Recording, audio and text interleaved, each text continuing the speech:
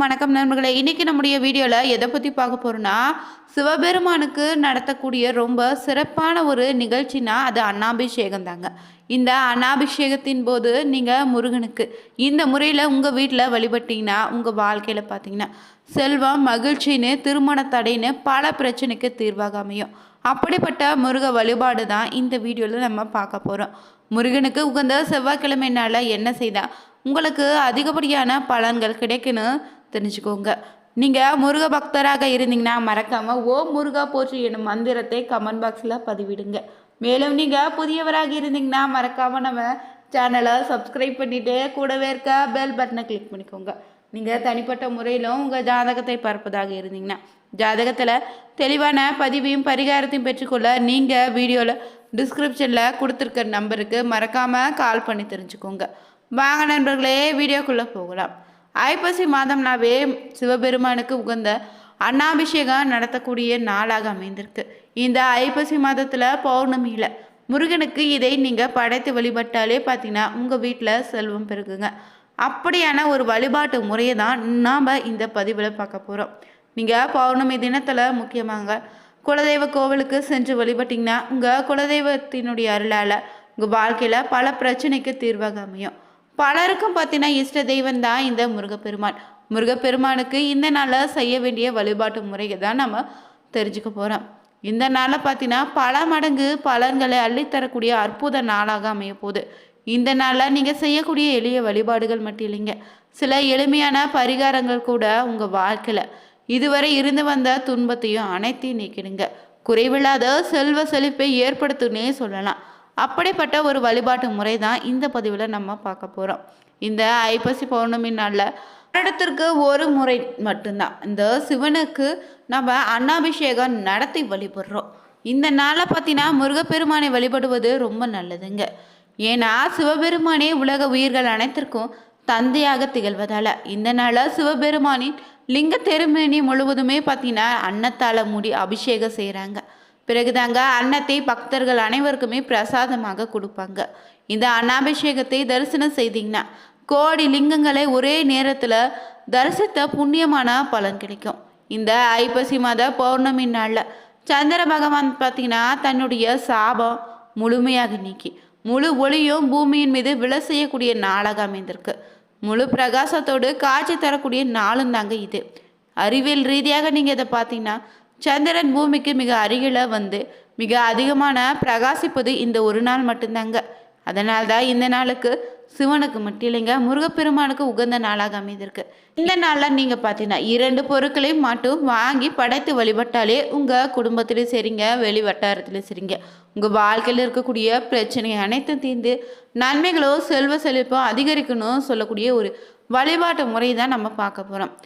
பெரும்பாலானவங்க பார்த்தீங்கன்னா முருகப்பெருமானுக்காக வழிபடக்கூடியவர்களாக இருந்தீங்கன்னா உங்களுடைய வேண்டுதல் குழந்தை, திருமணம், வேலை கிடைக்குன்னு, வறுமை நீங்க வேண்டுன்னு வேண்டுவீங்க. நோய்கள் நீங்க உடல் ஆரோக்கியம் மேம்படுத்திருக்கும் முருகப்பெருமானை வழிபடுவீங்க. உங்களுக்கான மன நிம்மதி கிடைக்க வேண்டுமா, வாழ்க்கையில் உயர்ந்த நிலையை அடைய வேணும்னு நினைச்சிங்க வழிபடக்கூடிய முருக பக்தர்கள் நிறைய பேர் இருப்பீங்க. அதோடு இல்லைங்க செல்வ செழிவு ஏற்பட்டு மகிழ்ச்சியான வாழ்க்கை அமையன்னு வேண்டுதல்கள் இருந்தாலும் இந்த நாளை முருகனை மனதார வழிபட்டு ஓம் சரவணபவ எனும் மந்திரத்தை மனதார சொல்லி வழிபட்டிங்கன்னா முருகனினுடைய அருளால் உங்களுக்கான நன்மைகள் பார்த்தீங்கன்னா இனி வருகின்ற காலங்கள் அதிக அளவில் கிடைக்க தொடங்கும். இந்த அற்புதமான ஐப்பசி பௌர்ணமி நாளில் நீங்கள் என்ன செய்யணும்னா குளிகை நேரத்தில் பனங்கற்கண்டும் சுக்கு இல்லைன்னா வசம்பு வாங்கி பூஜை அறையில் இருக்கக்கூடிய முருகனுடைய படத்திற்கு முன்னாடி படைத்து வழிபடுங்க.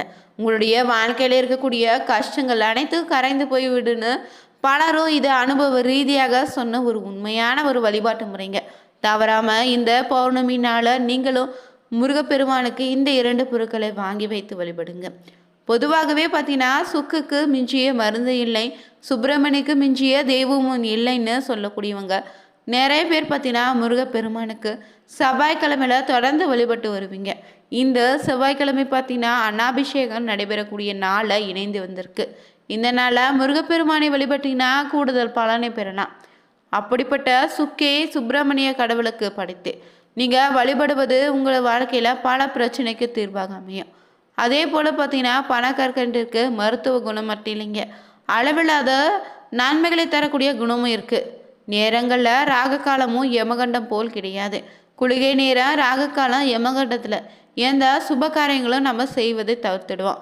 ஆனால் இந்த குளிகை காலத்தில் தான் ஒரு காரியத்தை செய்தாலே அது மறுபடியும் தொடர்ந்து கொண்டே இருக்குன்னு பலருடைய நம்பிக்கையாக நம்ம செய்து வரோம்.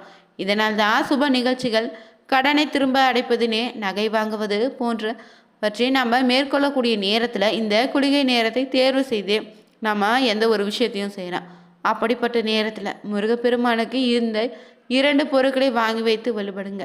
உங்கள் பல பிரச்சனைக்கு தீர்வாக அமையும். நீங்கள் முருகப்பெருமானுடைய அருள் மீண்டும் மீண்டும் உங்களுக்கு இந்த ஒரு வழிபாடு நிச்சயம் கொடுக்க செய்யும். நன்மைகள் உங்கள் வாழ்க்கையில் அதிகரிக்க செய்திடுங்க. செல்வங்கள் பெருகி கொண்டே உங்கள் வாழ்க்கையில் இருக்கும். இந்த ஐப்பசி பௌர்ணமி நாளில் குளிகை நேரத்தில் தவறாமல் இந்த வழிபாட்டை செய்து பாருங்கள். உங்கள் வாழ்க்கையில் பலவித மாற்றத்தை நீங்கள் உணரலாம்.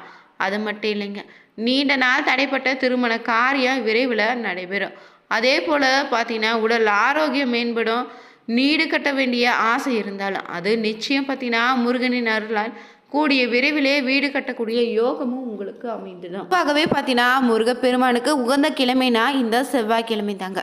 இந்த செவ்வாய்க்கிழமையில முருகனை தொடர்ந்து வழிபட்டு வந்தீங்கன்னா உங்களுக்கு அல்லல் நீங்கும்னு சொல்லலாம். எனக்கு மட்டும் ஏன் இந்த அளவுக்கு கஷ்டத்தை கொடுக்குறாய் இறைவா என்று புலம்பக்கூடியவங்க இந்த ஒரு பரிகாரத்தை பார்த்தீங்கன்னா தவறாமல் செவ்வாய்க்கிழமையில செய்து பாருங்க. சிறப்பான பலனை பெற முடியும். இந்த செவ்வாய்க்கிழமை தோறும் நீங்கள் முருகனுக்கு இதை தொடர்ந்து செய்து வந்தீங்கன்னா உங்கள் வாழ்க்கையில் துன்பமில்லாத வாழ்வு அமைந்திடும். அதை எப்படி செய்வதுன்னு அந்த பரிகாரம் தான் இந்த பதிவில் தொடர்ந்து தெரிஞ்சுக்கிறோம். அறுபடை வீடுகளில் திருச்செந்தூர் முருகன் கோவில் மட்டும்தான் கடலோர பகுதியில் அமைந்திருக்குதுங்க.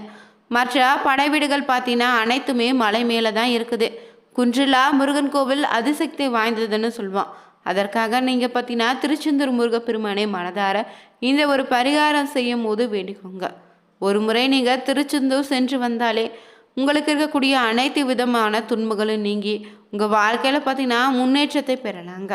ஒவ்வொரு செவ்வாய்க்கிழமை நாளும் பார்த்தீங்கன்னா 11 ரூபாய் எடுத்து ஒரு மஞ்சள் துணியில் முடித்து வச்சுட்டுங்க. சிலருக்கு கோவிலுக்கு செல்ல வேண்டுன்னு ஏதாவது ஒரு தடங்கள் வந்து கொண்டே இருக்கலாம். அப்படிப்பட்டவங்க கோவிலுக்கு சென்றதுமே அங்கு பிரச்சனைகள் வரலாம். போகின்ற வழியிலோ இல்லைன்னா வரகின்ற வழியிலோ சண்டை சச்சரவுன்னு நிம்மதியில்லாத சூழ்நிலை இருக்கும். அப்படிப்பட்ட நேரத்தில் நீங்கள் கோவிலுக்கு சென்றாலோ பிரச்சனை வருதுன்னா உங்களை பிடித்து கொண்ட பீடை தரித்திரம் கர்மா அனைத்தும் உங்களை விட்டு நீங்க போவது தாங்க அர்த்தம். அது முருகனுடைய திருவருளால் இனி வருகின்ற நாட்கள் உங்களுக்கு நல்லதாக நடக்குன்னு முருகனுடைய செயலாக நீங்கள் எடுத்துக்கலாம். கெட்ட கர்மா நீக்குவதற்காக தான் கோவிலுக்குள்ள நாம் போகக்கூடிய நேரத்தில் கெட்ட விஷயங்கள் நடக்குமா. அதனால் எந்தவித மனக்குழப்பமும் ஏற்படாதீங்க. எந்தவித பிரச்சனையும் உங்களுக்கு இனி வராது. எப்போது போல் உங்களுக்கு கோவிலுக்கு செல்ல முடியுதோ அப்போது நீங்கள் ஒவ்வொரு செவ்வாய்க்கிழமை தோறும் 11 ரூபாய் முடித்தே எடுத்து வைத்து முருகனிடம் பிரார்த்தனை செய்திடுங்க. 6 படை வீடுகளில் ஒரு படை வீட்டிற்கு நீங்கள் செல்லும்போது முடித்து வைத்த இந்த ஒரு காணிக்கை கொண்டு அங்கே உண்டியில் செலுத்திடுங்க. அங்குள்ள உண்டியில் சமர்ப்பித்திடுங்க. மலைக்கோவில்களில் அமைந்துள்ள 6 படை வீடுகள் காட்டிலும் அதிக சக்தி வாய்ந்த இந்த திருச்செந்தூர் முருகன் ஆண்டவனை நினைத்து தொடர்ந்து 11 வாரங்கள் நீங்கள் முடிச்சு எடுத்து வைத்து வழிபடுங்க. உங்களுடைய வேண்டுதல் எதுவாக இருந்தாலும் நிச்சயம் நிறைவேறிடுங்க. போல பார்த்தீங்கன்னா முருகப்பெருமானுக்கு தொடர்ந்து 9 வாரங்கள் இல்லைன்னா 11 வாரங்கள் செவ்வாய்க்கிழமைனால காலை நேரத்தில் இல்லைன்னா மாலை நேரத்தில் நீங்கள் கோவிலுக்கு சென்று 6 வெற்றிலை பாக்கு அது ரொம்ப சுத்தமாக இருக்கணும். அதனுடைய காம்பை கிள்ளிட்டு அதன் நடுவில் வெற்றிலையின் நடுவில் மஞ்சள் குங்குமம் வைத்து பூக்களால் அலங்காரம் செய்துட்டு அந்த 6 வெற்றிலைகளும் மேலே பார்த்தீங்கன்னா அகால் விளக்கில் நெய் ஊற்றி திரி போட்டு மனதார நீங்கள் முருகான்னு உங்களுடைய வேண்டுதலை தொடர்ந்து 9 வாரங்கள் வைத்து வந்தீங்கன்னா உங்களுடைய வேண்டுதல் எதுவாக இருந்தாலும் பார்த்தீங்கன்னா அந்த முருகப்பெருமானுடைய அருளால் நிறைவேறுங்க. ஆண்டிற்கான ஐப்பசி பௌர்ணமி தினம் பார்த்தீங்கன்னா வருகின்ற நவம்பர் 5ஆம் தேதி முருகப்பெருமானுக்கு உகந்த செவ்வாய்க்கிழமையில இணைந்து வந்திருக்கு. பார்த்தீங்கன்னா இந்த நாளில் அன்னாபிஷேகம் அனைத்து சிவ ஆலயங்களும் சிறப்பாக மாலை நேரத்தில் நடக்க இருக்கும்.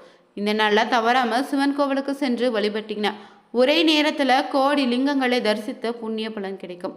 பௌர்ணமி தினத்தில் உங்கள் குலதெய்வ கோவிலுக்கு சென்று தவறாமல் நீங்கள் வழிபட்டாலும் உங்கள் வாழ்க்கையில் இருக்கக்கூடிய அனைத்து விதமான தோஷங்களும் நீங்கிடும்.